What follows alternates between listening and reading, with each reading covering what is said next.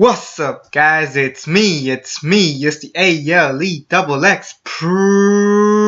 Prince, back at you once again. I am so sorry that I haven't been doing videos lately, but I'm gonna cram everything in here because tomorrow will be the 400th video special. Can you believe it? We have made it to 400 videos. And the 400 video we'll get to in a second. I'll talk more about it at the end, but let's get to you guys talking about the stuff that you guys want me to talk about right now. We'll kick it off with some wrestling news. Shoot, what can I say? Austin Aries has been released by the WWE, and he's actually cool with it. So my guess is he chose to be released because, let's be honest, Austin Aries does not deserve to be in the cruiserweight division. I mean, look at that thing is dead. I mean, the cruiserweight division could be something special if they give it something big. I mean, you got guys like Neville, Akira Tozawa, they got rid of everybody, but I mean, they had a pretty stacked card in the cruiserweight division. It had so much potential, and then Austin Aries was trying to save it, but all you guys did is feed him to Neville, and I'm just like, no. I mean, no shit. Austin Aries should have left because, you know, he wasn't happy. So, in 90 days, or like in this case, like 87 days left, we will see Austin Aries go out of his way and go to ROH, TNA, or GFW, which I'll get to. You know, I want Austin Aries to be something great. I mean, he even said he is not the best. He's on. But he is simply just great, and that's what I wish that we got out of Austin Aries. Too bad we didn't get that.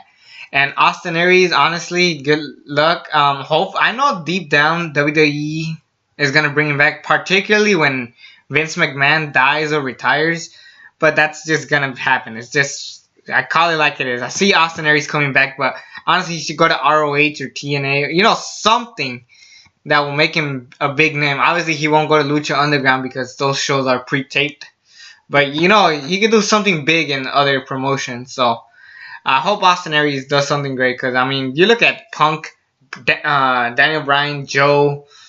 Those guys made a huge name out of themselves in a matter of time. And Austin Aries is just kind of irrelevant, which is pretty sad to say the least. AJ Styles is the new United States champion. Pretty shocking that AJ Styles beat Kevin Owens. The only problem I have with this is that I actually wanted to see AJ Styles hold the United States Championship, like him actually winning the match and say, yes, I became the United States Champion. That's all I wanted out of this. Otherwise, you know, I'm just kind of like, I mean, it's great for AJ Styles. He looks good holding the U.S. Championship. I know he's going to probably defend it against Owens at Battleground. And from what I heard, he's going to take on Nakamura at SummerSlam, which I'm actually cool with. I know a lot of people are complaining that they're not going to get AJ Styles versus Shinsuke Nakamura at WrestleMania. But let's be perfectly honest. The only way that could work is if somehow, some way, AJ Styles finds his way back up to the main title picture, which is going to take longer than expected. Believe it, guys. So, you know, just deal with it. Nakamura and Styles at SummerSlam, you know, better sooner than later. Because, you know, usually around WrestleMania seasons, people get injured. You know, so let's try to get as many matches as we can from SummerSlam. Because SummerSlam needs to blow it out of the park. And I'll talk more when I get to Great Balls of Fire later. TNA is now called GFW. What the hell? I know that Jeff Jarrett bought the company. Now it's called Global Force Wrestling. So it's, I mean, whatever. Honestly, at this point, I just wish that TNA, GFW, whatever the fuck you want to call it, Impact Wrestling, it just gets out of my face. I just don't care anymore. It's just so hard to keep up with these guys. How many times do we have to hear these guys are almost going out of business? How many times do we have to hear these guys are losing money? I mean, just kill it already. I mean, TNA, I mean, look at the talent that these guys got. EC3, Lashley, El Patron, freaking Rockstar Spud. I mean, they got some pretty decent talent in that roster. So, honestly, why can't these guys just go to ROH? Like I said, ROH. Same with Austin Aries. These guys should go do something big. I mean, shit. I mean, it's just pretty disappointing to see how these people go out of their way. I mean, it's just complicated. Fuck TNA or fuck GFW. I don't really give a shit. And another person that doesn't give a shit, Alberto El Patron versus and Paige. Paige went to a Slammiversary to see El Patron finally become the unified champion when he beat Lashley, which is bullshit in my opinion. But the main problem I got with Alberto Del Rio is his shit talking. He keeps talking shit about WWE. I mean, just let it go. I mean, fuck. It was your stupid idea to go back in 2015, and you got suspended, and then you got released, and then you got drunk, and you start bitching, talking shit. I mean, El Patron should stop. Even TNA wants this guy to shut the fuck up. I mean, shit. And I feel bad for Paige. I mean, Paige? I'm sorry, but Paige is a fucking idiot. Why the fuck is she with El Patron? Honestly, I lost all respect for both these fucking idiots. El Patron the most, because Del Rio, El Patron, whatever the fuck you want to call him, he's been a complete jackass. I mean, talking shit on the internet, getting fucking drunk. I mean, he's dating like a girl like 14 years younger than him, or not 14 years younger than him, but like around that age. He's too young for him. I mean, it's Paige's decision, but as far as getting divorced, I mean, this motherfucker's been divorced before. Shit. And I wonder why. Maybe it's because he doesn't shut the fuck up. I mean, shit. Honestly, Del Rio, Patron, whatever the fuck you want to call him, is just a bad fucking influence. But let's move over to some positive vibe and talk about the New Japan Pro Wrestling special in the USA. Yes, New Japan Pro Wrestling comes to LA. Even Kazuchika Okada made an appearance at WWE when he had a Balor Club sweater. But holy shit. Kenny Omega is the brand new United States IWGP champion. I mean, that's big. I mean, the first ever to do it. I mean, the only real concern I have about this is Kenny Omega done with going for the main title? Because I feel like that's what we all wanted out of Omega. I mean, he's fine right now as the United States champion, but I feel like he's going to drop it to maybe Naito or Tanahashi, or no, someone, I mean, he had a pretty good fucking match with Tomohiro Ishii. Actually, I don't mind him losing it there to Tomohiro Ishii. I mean, you got a lot of potential with Kenny Omega, because Kenny Omega is now a big name. Honestly, the best superstar this year. I mean, so, as long as this title is meaningful, I'm cool with it, because, I mean, it's New Japan, so they know how to put their titles may feel important. Plus, New Japan Pro Wrestling is honestly the only best thing to watch. We had some of the best matches of the year with these with this company. I mean, we got Will Ospreay versus Kushida, Katsuyori Shibata versus Kazuchika Okada, Okada Omega, both matches, and the G1 Climax tournament is coming, which we're gonna get Kota Ibushi and Zack Sabre Jr. and Okada Omega 3. So, we got some big things going on in New Japan. Honestly, if you only watch New Japan, you're good. You don't have to watch WWE. You don't even have to watch ROH. Lucha Underground, yeah, watch it. So, I mean, but honestly, New Japan is just killing it in the business. Honestly, I wouldn't be shocked if they make sure WWE goes out of business. Honestly, I actually want that, an invasion angle with WWE and New Japan Pro Wrestling, and New Japan wins. If WWE wins, I would be fucking pissed. I would be furious. I would stop watching wrestling. Dead ass, I would stop watching wrestling. But yeah, that's just my personal opinion. Now let's catch up with some movies. I've been watching some movies. I only watched 3, and 2 were amazing. 1 was Take It or Leave It. But let's talk about the best movie of all year, Baby Driver. Holy shit, this movie was incredible. Edgar Wright is officially on the board. I mean, he left Ant-Man because he wasn't happy with how the writing was. And imagine what Edgar Wright could have done if he created the Marvel Cinematic Universe. Holy shit, can you imagine how much bigger and better the MCU could have been if he's the one that started? I mean, I love the Marvel Cinematic Universe, but I mean, Edgar Wright just proved that he could do his own series. I mean, this is his 5th movie ever, and he's on the board. I mean, and he's only done the Cornetto trilogy and Scott Pilgrim vs. the World. Now, Scott Pilgrim vs. the World was a movie that I wasn't the highest on. Honestly, it's my least favorite Edgar Wright movie. But the Cornetto trilogy was good. I mean, at World's End was meh at most. I mean, it was amazing and funny and great, but it was the weakest out of the Cornetto trilogy by far. But Shaun of the Dead and Hot Fuzz were two incredibly funny, hysterical, genius, mind-blowing movies. But Baby Driver tops it all. Baby Driver took a pretty interesting story. A getaway driver named Baby who listens to music, and he listens to music just because it reminds me of some tragedy that he has, as well as him meeting a woman that he's in love with, easily the girl of his dreams. But then, shenanigans happen, so now it's up for him and a bunch of other killers to go out of the way and stop him. And honestly, this is the best Jamie Foxx movie since Django Unchained. Actually, this movie is better than Django Unchained, and this is coming from the biggest Tarantino fan there is in San Diego, I might say.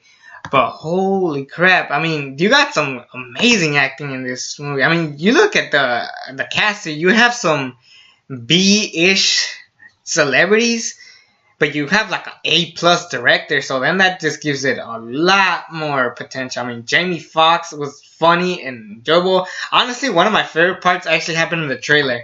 But he's like, I told you to get a Halloween mask. This is a Halloween mask. No, I'm talking about Mike Myers Halloween mask. Like this is a Mike Myers mask. He's like, no, like the guy from the movie Halloween. He's like, oh, I mean, that's just pretty funny. I mean, when I saw that in the trailer, I was hooked, and then I just started watching it. It was good, and the music was great. Honestly, better, not a better soundtrack than Guardians of the Galaxy, but better meaning to the music, because each song means something to him, like his mother's background and the love of his life. Baby Ansel Elgort was great in this movie. I can't wait to see him do other projects. I mean, I already seen Lily James as Cinderella, so that's great. But I mean, Ansel Gordon, I mean, besides the Divergent series, I mean, and The Fault in Our Stars, I mean, he can do some pretty big things now thanks to Edgar Wright, and that's why Edgar Wright can easily make anything great now at this point. Edgar Wright just made a masterpiece, the best movie of the year. It gets an A+ for me, a 10 out of 10. Perfect movie. It gets better every time you think about it. I actually want to go watch it again tomorrow. Despicable Me 3, not so great as I recall. Despicable Me 3 is basically a story of Groove meeting his his twin brother Drew. He's also supposed to be a villain, but he's kind of this quirky guy. I mean, you basically saw it on the trailers, and it was just, for the most part, it was actually kind of bad. I kind of don't even feel like talking about it. It wasn't bad. It's just I didn't want to talk about it because it's just so lame and so boring. It's barely a movie at this point. It's just a little cheesy movie with just to sell toys at this point. And Despicable Me, I mean, they did their best. Illumination is a franchise that just doesn't feel right anymore. I mean, everything just kind of felt half-assed and it's just boring. I mean, honestly, the Minion movie actually killed this, so you can thank the Minions for that one. But overall, I think it's just an okay little kids film. It's a C movie. 6 out of 10. It was whatever. I didn't hate it, but I didn't love it either. But a movie that was great this year was Spider-Man Homecoming. Yes, one of the best movies in the Marvel Cinematic Universe by far. And honestly, it had Michael Keaton be a great Vulture. They made a really convincing character, and I'll talk about it more in spoilers because I actually have a spoiler section for this. I'll talk more of spoilers, but let's just agree that Tom Holland did a fantastic job as Spider-Man. He basically made, he took a lot of stuff from the cartoons and he just became something big. I really enjoyed his performance here. I'll get more into the characters when I get to the spoiler side because it's really nothing to say much except that this was a pretty good movie and that they had two really convincing hero with Tom Holland, and I really like the story that they actually try to tell of how Spider-Man wants to be the next Iron Man, but Iron Man wants him to be better. When that scene happened, I was just like, yeah, that's great.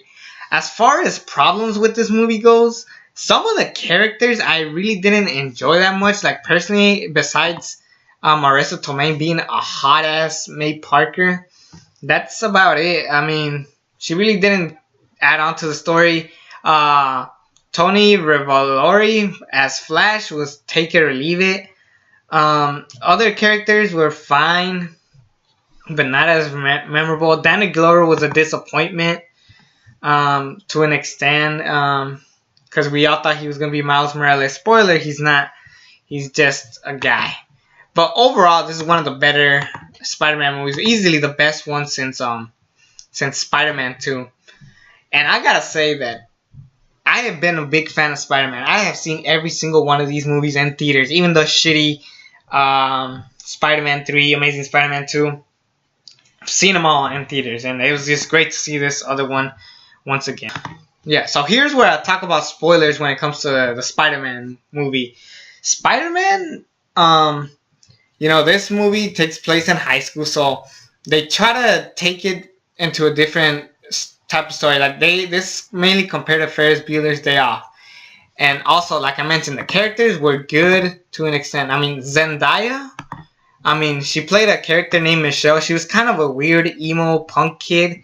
She was funny for the most part. She was kind of cool. I actually didn't mind her, but the fact that she was MJ kind of threw me off. I mean, people were spreading the rumor that she was MJ. She wasn't Mary Jane. She's just MJ. She's like, oh, thanks, but my friends only call me MJ.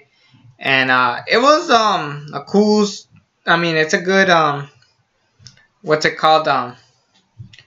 Yeah, it was a cool Easter egg.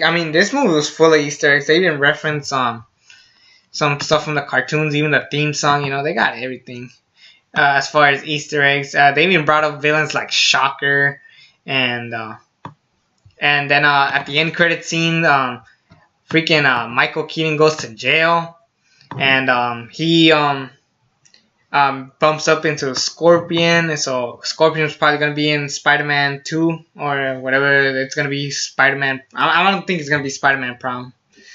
I'm pretty sure they're gonna save that for the third one. But I don't know, Spider-Man Game Night or some shit. I don't know what the fuck. I've been in high school for 4 years and I can't remember what the fuck I did in high school. How sad. But again, why Michael Keaton was the best villain in a while. First of all, Spider-Man has a genre full of great villains. You got Venom, like I said, the Vulture, Dr. Octopus, Electro, even though they fucked him up in Amazing Spider-Man 2. Shocker, who was in this movie, sort of. Craven, Venom, Carnage. He has a sick ass villain, Spider-Man. So it's almost kind of be like, wow, how are they gonna make these characters relevant? And damn, they did a good job with Michael Keaton as the Vulture. First of all, he is father of Liz Allen, played by Laura Harrier, who is Spider-Man's homecoming date. And there's a scene where Michael Keaton's like, all right, Tom Holland, stay away from me. Just have a good time with my daughter. Not too much, but just stay out of my business. Otherwise, you'll die. And that was a cool story. They gave him vision, and it gave him a reason to be bad. Basically, he was cleaning after the Avengers incident, but then the Avengers happened to hire some professionals and Michael Keaton is mad because now he can't have a job, and he did a good job when he did that talk with Spider-Man where he's like, the world's just slowly changing and you are just no different. That's just really cool. Even the Iron Spider was awesome to see. The Iron Spider just threw me off. It looked kind of different than I would expect. I actually thought it was going to be red and yellow. It's red and black. So, it's still really fucking awesome. And I'm getting used to the new suit for Spider-Man. And I actually like when they take his suit, he gets this suit back, he puts it on, he's testing it out if it's cool again.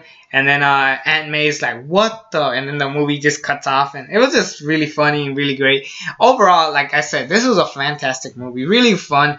One of the best in the Marvel Cinematic Universe, and easily the best Spider-Man movie since 2004. Now let's talk about the biggest end credit scene ever. You sit there for so long. You sit there just forever. And who do you get? Captain America. Yes, they got Captain America at the end credit scene. Now, in the movie, and even in the trailers, they show that Captain America is recording videos, talking to the school, like, oh, pay attention to your PE coach and this and that. They even did a funny reference like, oh, Captain America is probably a criminal by now because that's reference to Civil War. But it was great. But one of the funniest part was when Chris Evans, or Captain America, I should say, comes out at the end and he's like, I want to teach you guys a lesson about patience. Sometimes you sit there for so long and you get disappointed. Basically referencing that you guys sat through a bunch of end credit, like a bunch of credits, and all you did is get bullshit around. That was funny and smart and genius. It was really funny. So yeah, I think this is a great movie. I gave that movie a B+, an 8 out of 10. There's some little nitpicky problems. I mean, you know, this movie ain't perfect, but it was one of the better Spider-Man movies I've seen in a while. You know, if you're just there to have fun, this is definitely your movie. So I really, really recommend Spider-Man Homecoming. You shake my nerves and you rattle my brain. Too much love drive a man insane. You broke my will, but what a thrill. Goodness gracious, Great Balls of Fire. Ladies and gentlemen, Great Balls of Fire just happened, and holy shit, was this a mixed show to say. We have some good, some bad, and some downright disappointing. Holy crap. Damn, this show, I don't know. I mean, I'm not mad simply for the fact that SummerSlam has potential of having some amazing, like, great match of the year contenders, and Great Balls of Fire is just a throwaway show. But you have Brock Lesnar versus Samoa Joe. I mean, I'll get to that. But we had Bray Wyatt defeat Seth Rollins in a pretty boring-ish match. Honestly, these guys had no reason to fight whatsoever. Honestly, this was just kind of thrown in at the last minute. It was just bad thrown in together. I mean, shoot. It was just, I don't know, I just didn't like it. I mean, it was just lame, pretty dull.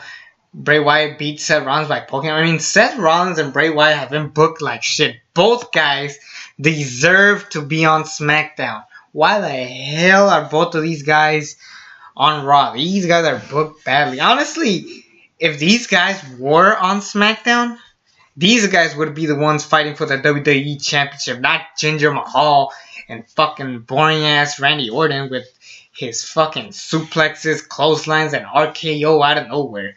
It's just a fact. And yeah, I was pretty damn disappointed with this match. Granted, the story was pretty fucking whack. All it did is promote WWE 2K18, which has potential being a pretty good video game for the most part, but I mean, take it or leave it at this point with those video games. Big Cass defeated Enzo Amore. The story there was fine, but I knew this match was gonna suck. I mean, it's gonna be a quick squash match, so I'm not too mad about this match. Easily the worst match of the night, but it wasn't that bad. Cesaro and Sheamus defeat the Hardy Boys in the first ever Iron Team match. The Iron Tag Team match for the Raw Tag Team Championships. This was a great match. I mean, the Hardys, Cesaro, and Sheamus, despite saying that these guys have too many matches just like Banks and Charlotte, these guys have just as great chemistry. Maybe not as great as Charlotte and Sasha Banks, but these guys have some pretty good chemistry in the ring. And they got a pretty solid Iron Tag Team match. Now, this actually has happened before. It's not the first ever time that they had an Iron Man match out of tag teams. They did that in TNA with the Dirty Heels and the Wolves. And that match was so much better than this one. But this one was also still pretty good. I wish I heard that the Broken Hardy gimmick is officially on WWE. And, you know, Matt Hardy's been teasing it like a fucking maniac.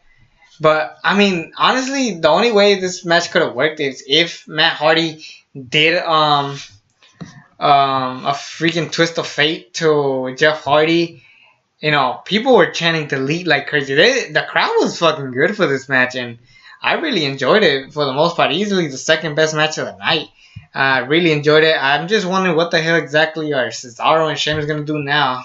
Because I really doubt that they want to turn the Revival face out. Unless if they just completely give up on the Revival, where if so, fuck you, WWE. Fuck you. The Revival is easily one of the best tag teams in ages, and you just gonna fuck them up. I mean, do something with them. I actually wouldn't mind if they did Sheamus, Cesaro, Broken Hardys, and the Revival. That would have been a great fucking match to watch at SummerSlam. Honestly, I would easily give up my money for that. And shit. Sasha Banks defeated Alexa Bliss. Hold up, by countout. Alexa Bliss got herself counted out, but these women had some great chemistry. I wish they played off that story in NXT where Banks broke Alexa Bliss's nose. I kind of wish they played off that story. I'm pretty sure at SummerSlam we're gonna get a rematch with these two, if not a triple threat with these two and Nia Jax involved. But I'm curious to see where this goes, and especially after that big finish where Alexa Bliss leaves with her championship and Banks gets mad, punches her, and then she jumps from the top of the freaking commentator's table all the way like to her knees and just hit Alexa Bliss's face. It was fucking insane. Honestly, that was the best part of the night, and I mean of the match. But holy shit! I mean, I'm curious to see where this goes now. I mean, they completely messed up Bayley, so at this point, there's no chance that Bayley could ever recover from what they did to her, which I feel bad for. Dude, I really hate the fucking.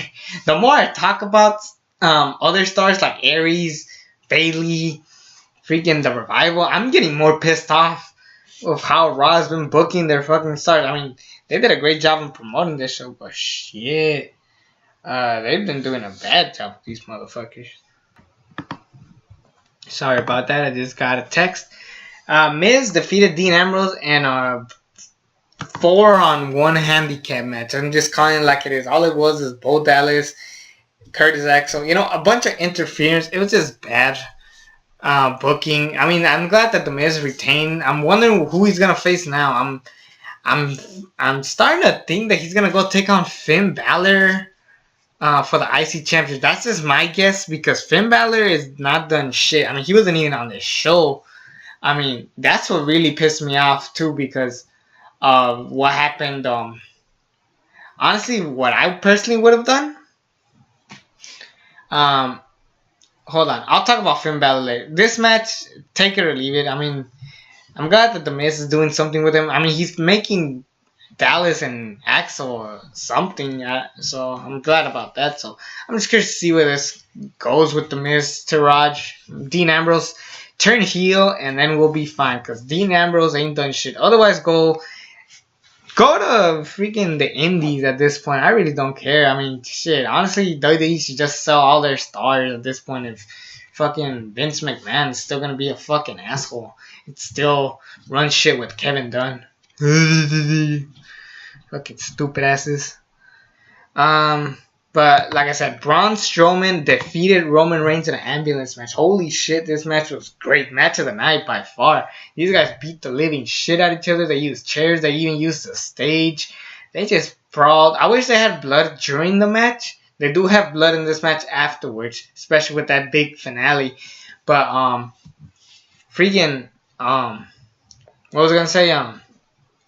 Roman Reigns is about to spear Braun Strowman, and then Braun Strowman just throws him inside, it closes it, and Braun Strowman wins. So Braun Strowman beats Roman Reigns, but Roman Reigns gets out of the ambulance, spears Braun Strowman, beats him up a little bit more, throws him in the ambulance, rushes out of there, into the parking lot, and then he turns that sumbitch on reverse and hits another truck. It was just fucking brutal, and Roman Reigns just kind of left like a boss. I mean, that was fucking insane. If Roman Reigns is a heel, then that's the perfect way to do it. That's just great. That was just awesome. It kind of reminded me of Stone Cold and Triple H at Survivor Series 2000. If you guys seen that match, you guys know exactly what I'm talking about. But this is easily the best part of the whole night. I mean, this is really stupid. But they had Curtis Axel and Heath Slater come out, have an impromptu match, and the match almost didn't even matter at this point. Honestly, what I would have done is instead of Curtis Axel and Heath Slater, I would have had Balor and Elias Sampson be in the ring already as far as an impromptu match. They're fighting for a little bit and then they cut their match off, meaning that they are done settling business whatsoever. So they cut their match due to the whole Braun Strowman incident. So at least put guys that matter. Hell, I wouldn't mind to see R-Truth and Goldust be cut off instead. I mean, why the hell have Heath Slater and Curtis Axel? That just made no fucking sense whatsoever. But it was great. Obviously, this feud is far from done. I'm just curious to see what the hell they're going to do now, especially with the main event. Brock Lesnar versus Samoa Joe for the Universal Championship. The most anticipated match in years, decades, whatever you want to say. And it was kind of a letdown. It really was. I'm sorry, but Samoa Joe throws Brock Lesnar through a freaking announce table. He freaking beats him up. He puts him in a chokehold for a long time. Brock Lesnar kind of throws in a couple suplexes, one F5, and that's it. It was a 6-minute weird-ass match where Samoa Joe just beats the crap out of him, and then Brock Lesnar just comes back at the end. Kind of like John Cena back into the early or the late 21st century. I mean, shit. I mean, it was just pretty lame how Brock won. And honestly, at this point, if Brock Lesnar is just going to continue wrestling like that, just fucking fuck off, Brock. You're a fucking asshole. And shit, I mean, I'm afraid to say that Roman Reigns will do the same shit to Brock Lesnar. Brock Lesnar's going to throw a couple suplex, Superman punch, spear, 1, 2, 3, and about 8 to 10 minutes. I don't want that to happen in the future. So, as long as Brock Lesnar actually puts in fucking work and stops being a fucking prick and not give us a good match, just fuck off. Just seriously, just get your shit out of here and just fuck off, honestly. Overall, this show was okay. It wasn't the best. It wasn't the worst. The only match I'm really going to go back and watch is Roman Reigns and Braun Strowman. That was a fucking good match. The Iron Man match, I would have to fucking pull out a mission out of that. I mean, it was still a great match. Easily the second best match of the night. But, I mean, I would have to, actually, sell a half hour of it. So, that's why I'm not a big fan of Iron Man matches. Just because even the best one, which is Triple H and Rock or Brock and Kurt Angle, even those matches, I don't like to go back and watch them simply for the fact that they're too fucking long. So, yeah, that's just my personal opinion. I'll give it a 6 out of 10. It's a solid C show. It's nothing, no more, no less. Just an old average little show. I wish SummerSlam knocks that out of the park and gives us some match of the year contenders for the most part. Anyways, that'll be it for today. It's me, the ALE Double X Prince. Subscribe to this channel if you haven't. And you thought I forgot, didn't you? Yeah, that's right. This video is not over yet. I gotta talk to you guys about what's gonna happen in my next video. The 400th video special. I still can't believe we made it that far. Originally, I was thinking of doing another Q&A, but I kind of want to wait because even though I do have a pretty solid amount of subscribers, 71 subscribers. First of all, thank you guys so much for being involved. But I feel like I should wait for that until we get to either 500, not subscribers, videos. Because I think by then, I'll make it to at least 80 to 90 subscribers at most, hopefully. Hopefully it was 100. I wish it was 100 because I've been here at this point, I've been here since 2015 and holy shit, have my subscribers not improved. Don't get me wrong, I love all you guys who have supported, but I'm talking, I want to be up there with the likes of Lundrick and Mr. Beetle 890 and shit. So, that's why I'm deciding to hold off on the Q&A just so I can improve this channel just a little bit more for you guys. However, it has been 3, maybe 4 weeks since I graduated high school. I still have the cap and gown, thankfully. And I was planning on doing my high school story, not my 12th grade story like I do with my 100 video special and my 255th video special, which I still can't believe I knew which number exactly it was. But I want to tell you guys the full story because there's some stuff that I told you guys in the 100th video special and the my 10th grade story, my 11th grade story. I never got to the 9th grade story because I wasn't on YouTube yet, and I kind of want to expand on those stories and kind of teach you guys a lesson of what I've done, and especially now that I'm out of school and it gave me some experience to see what the real world is, how to how jobs work, how tax works, all this stuff, because I know a lot of you guys are really really young guys, and I'm still surprised that you guys watch these things, and that is why I want to do that video so bad, because I want to tell you guys the story of, my first love, my first A plus, my first 4.0, stuff like that I should do, and I want to get you guys there, and that is why I'm gonna do that kind of video next time. Anyways, it's me, the ALE double X Prince. Subscribe to this channel if you haven't already. And for reals, until then, I'm out.